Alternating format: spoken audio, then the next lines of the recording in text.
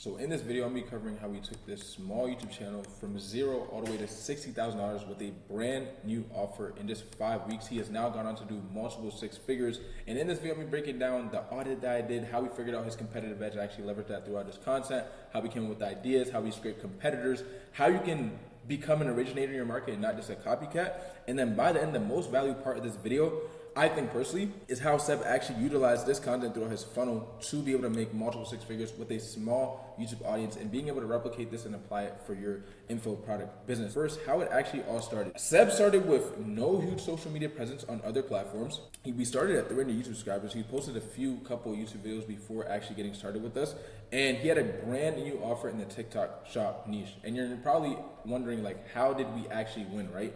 So I think the first part of us actually winning comes down to the audit. A lot of you do not have intention when you're making YouTube videos, and you have to realize how powerful YouTube is. YouTube is able to nurture all these people through an ecosystem, and by pushing your propaganda on the platform, you're able to turn a simple YouTube video into high ticket leads being converted, right, into cash. So the audit, I want to break down what we actually did here. So my thoughts on this audit, if I was running this again, something that we didn't do, somewhat we kind of did. He had a smaller audience on Twitter. So I would recommend that you run a launch strategy if you have a smaller channel, kind of build up and use your audiences on other social media platforms and get them to tap into your YouTube stuff before you launch that first video.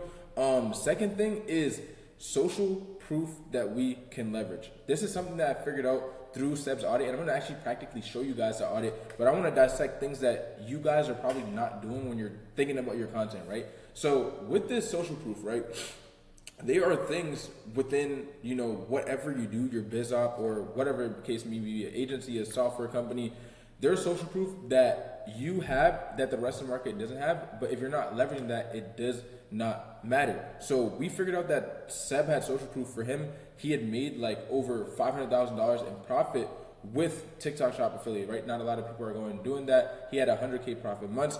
This is the social proof that we're able to leverage. And then more so, we were able to tap into his competitive edge. So with this competitive edge, what has Seb been able to do, and where is he unique? Where is he different? What is his strategy around TikTok shop? What would make people buy into this stuff, right? Because you have to realize, I don't think a lot of people realize this even, right? I want to show you guys how to actually identify your competitive edge and how to leverage it, but I want you to understand this first. So when people are watching your content in your market, your competitors, like let's say somebody clicks on your video, that viewer is watching your content. In your mind, I'm going to ask you this. Do you think that viewer is only watching your stuff, or are they also watching all the other people that post similar content, aka your competitors in your niche? And obviously you know the answer to that. They're watching everyone else's stuff too. So what is going to be the difference between them buying your competitor stuff or your stuff? It all comes down to the competitive edge. So if you want to be different than your actual competitors, how do you tap in and leverage this competitive edge? I'm going to break down how we actually did that and how you can do it for yourself, how you can leverage your social proof, and what you should be doing within your audit. And then next, I'm going to be covering more so the YouTube strategy, things we applied. And the best part of the video, like I said, is at the end, where I'm going to break down how to actually leverage this content within your funnel and what we did with Seb to collect so much cash on a small offer. So imagine if you have a bigger audience, an already established offer, like all these things, like you're going to be printing, right? So let's go into the audit. I did this small audit for Seb. Our audits for clients are way bigger. This is just a small piece of the pie, but I want to show you guys practically like what we're doing for clients here at Content Cash Media. And if you're interested in working with us, what the process, to a little extent looks like through this free content. And if you're interested, you can book a call down below to kind of actually lock in and see what it looks like in full. But once again, we see the 500K profit. This was a huge social proof aspect that Seb had. I think another thing that I want to break down on other things for as long as like social proof would be, he has a cool car, he has retired his mom and his girl. Those are things that we can leverage as social proof. He has his own crib at 23 years old, more social proof, and this is all because of TikTok shop. So these are things that we understand that we can leverage in our content that other people can't, and that's our social proof. When it comes to the competitive edge, you kind of have to, ask yourself and dig deep. Like the competitive edge is deeper than just the surface level. You have to go as deep as possible and figure out what are people actually thinking about, right? So what I figured out for this, and I'm going to talk about how we actually leverage this in our strategy later, because I'm seeing it all tied back now, because I haven't looked at this doc in a minute. We've just been executing a lot. We do monthly strategy for our clients. But how I think about this right here, I'm gonna read this. I know I said, this is like insight from Seb personally, so you guys can see once again, like, he's not a fake guru. He's like doesn't have rented cars or regurgitated advice. All this stuff is from him being in the trenches and doing the work. So one, that is a competitive edge right there. Second, his stuff is one-on-one support for his clients. So he is not like outsourcing this. It's not like a fake course. He understands his stuff is working, and he's still actively doing TikTok Shop himself. He's not just selling a course. So that's another aspect to it. And he has a method, the unicorn method. So we're like, okay, so these are things where we start to piece together his competitive edge. We start to piece together his social proof, and we realize how can we actually leverage these things. So I told him, like, I'm highly confident, bro, with great ideas. Like, we're going to dominate the market because I know, and we can get more creative with this stuff. We can, make free courses, all this type of stuff. But I knew that if we could, one, flex the client results that he was getting in this group. So you need to have an elite info product. You need to be actually getting people results if you want YouTube to work. It's not like a random get rich quick scheme. Like, you need to actually get people results, and then it makes YouTube way easier. The authority that he already has within the space as being like someone that actually does have social proof behind TikTok Shop. He has the lifestyle. He has the actual proof. He has the connections in the space, which I'm going to talk about how we leverage these for his actual content. We were able to leverage these things when making videos.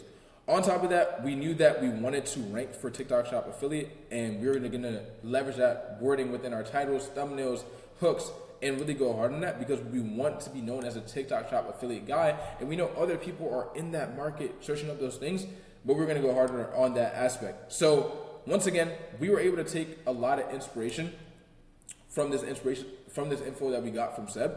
And there's other things I'm going to cover as far as like inspo, how we came up with ideas, how we leverage things from the dropshipping niche, how I come up with ideas from adjacent niches, indirect competitors, broad YouTube inspo, how we tapped into making even live practical videos, all this stuff I'm going to cover. But this was kind of like what the audit looked like. And I want to cover what you can be doing practically now on YouTube to actually make that work. Because I mean, if you come here, bro, you can see like, he's making so much money from YouTube, like free course getting us so much clients. I'm going to talk about the free course method that we did, another book client from YouTube, and he's just been getting so many clients from YouTube that his systems are breaking. This stuff works. I'm just trying to show you guys how to execute it. You know what I'm saying? And it can work, small audience, big audience, doesn't really matter, right?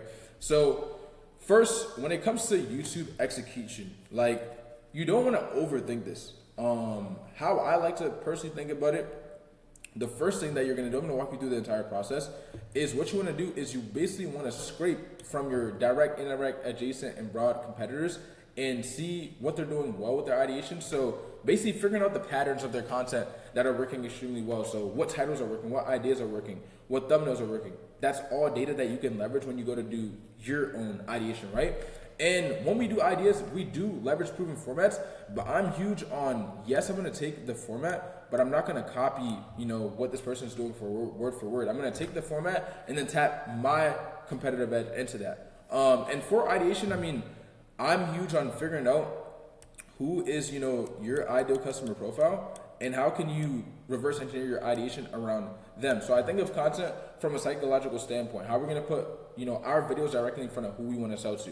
And with this process, everything I just detailed out, I was able to generate over 170 ideas personally for Seb using our system.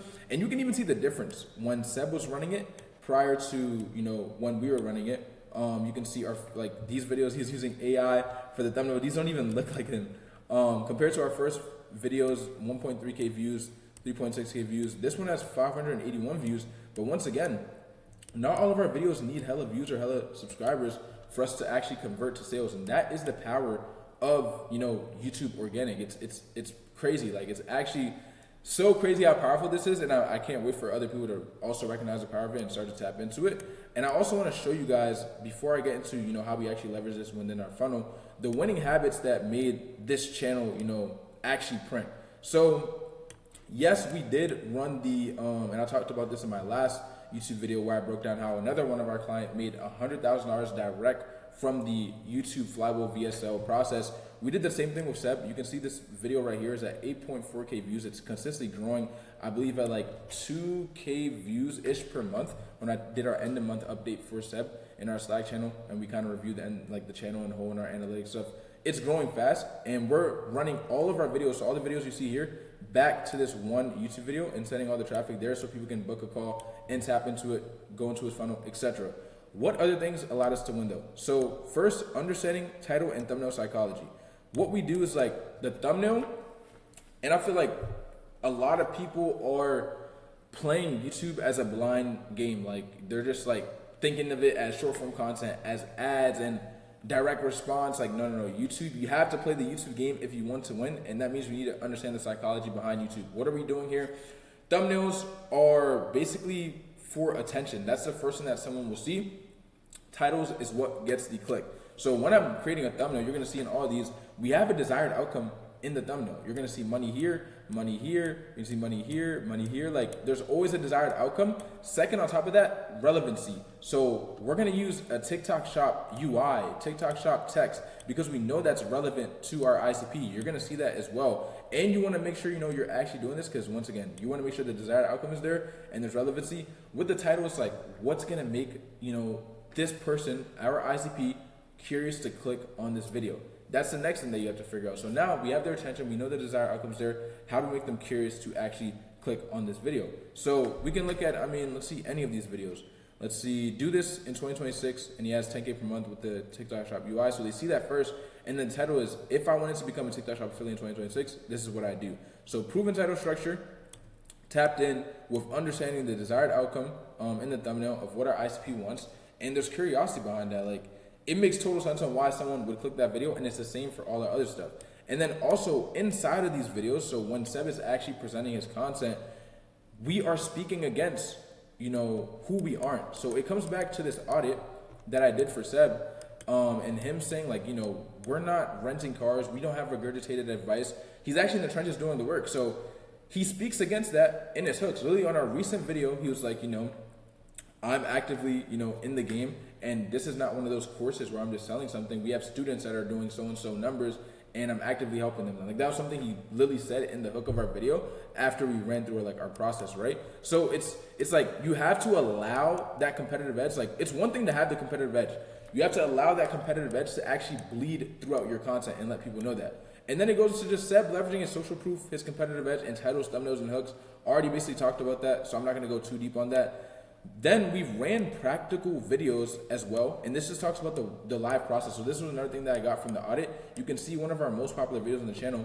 I tried making money on TikTok shop for 7 days. He starts from scratch and starts building out a TikTok shop and showing how as an affiliate you can make money from zero. So it's just literally live proof that you can do it from zero as well, alongside the actual client interviews and podcast videos on our channels that we're doing, showing that, okay, Seb actually does help his clients win, and he's not just like, out here LARPing. Like, no, he's actively in the game and doing this. And on top of that, he's tapped in with the top other people in the game so he can run podcasts with them. So these are things that, a lot of people, other people don't have, and you have to figure it out. Like, what is a competitive edge in your situation? How are you different, unique, better? How do you stand out?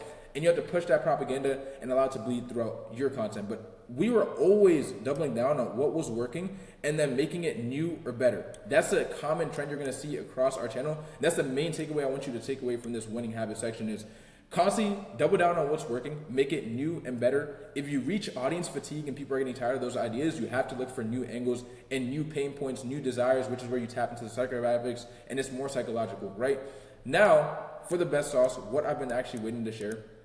How do we actually maximize this within our funnel? I think this is super, super important, and people forget this.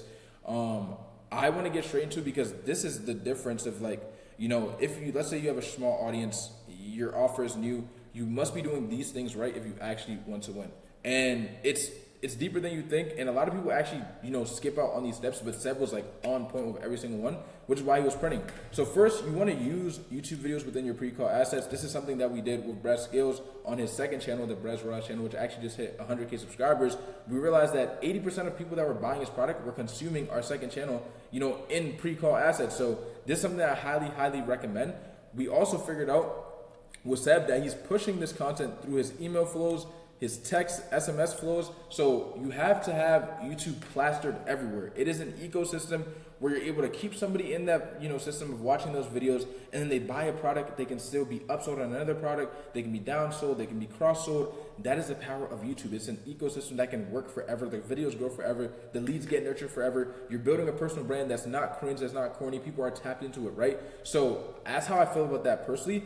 And then, like I mentioned prior, make sure your program works, because this is gonna build you actually authority on YouTube. So when we go to Seb's, sales assets, confirmation page, you're gonna see straight client case study interviews. I have it pulled up right here. Like, you're just gonna scroll down. These are all YouTube videos that we've made. And guess what? When they go and click on these YouTube videos, these case studies, they end up watching other YouTube videos on his channel. So it's just like direct proof that his stuff works. You can't really hide it. And if you don't have an elite product, once again, and you're just not leveraging your YouTube content properly, you're leaving so much money on the table, and that's the difference between Seb stuff. On top of this, he also sends a document to his setters to send out to these leads in the DMs when they're not warm, so you can leverage YouTube videos like this case study right here that you guys see, or other videos like these, whether it's a mastermind or how he made 165K in 1 month. Like, he throws these into a following up sequence, so there's nobody's missing out on this YouTube content. Everyone's getting hit with it, and that's the entire power with the YouTube system and how I personally think about it. And I highly, highly recommend you implement this for yourself. But I mean, that's the process. If you want to replicate something similar, we've done this for multiple people. Seb is not the only one. Whether you have a small brand or a big brand, if you go on the Content Cash Media website, watch the video on the main page, then go to the testimonial section, see how many people we work with. Like, it's a no-brainer. But yeah, this is how we cash collected 60K in 5 weeks, and now I've gone on to do multiple 6 figures with a small brand, small offer. And yeah, thank you for watching. If you have any questions, recommendations, videos, hit me down below. Other than that, I appreciate you. See you in the next one. Peace.